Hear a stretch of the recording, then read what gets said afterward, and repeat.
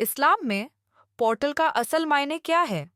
असल में पोर्टल जैसा शब्द कुरान, हदीस या इस्लामी इतिहास में सीधे तौर पर इस्तेमाल नहीं हुआ।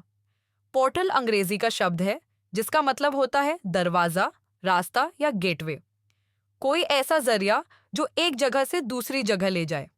अब इस्लामी नजरिया से अगर देखें तो पोर्टल जैसा कॉन्सेप्ट इस्लाम में इस तरह से मिलता है।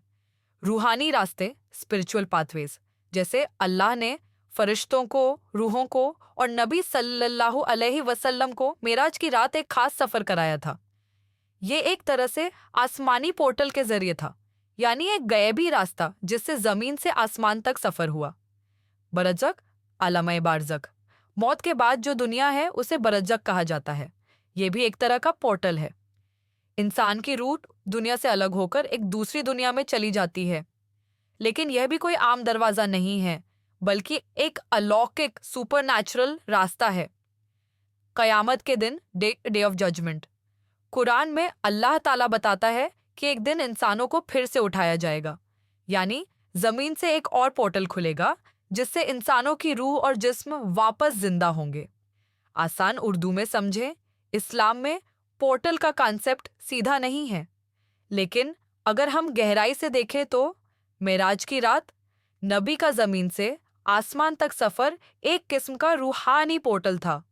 बरजक, मौत के बाद की दुनिया तक पहुंचने का रास्ता भी एक अदृश्य पोर्टल जैसा है। कयामत, जब इंसानों को दोबारा उठाया जाएगा, वो भी एक रूहानी रास्ता खुलेगा। यानी इस्लाम में पोर्टल का मतलब होता है अल्लाह के बनाए हुए ऐसे रास्ते जो इंसान की नज़रों से छुपे होते हैं लेकिन वजूद रखते हैं।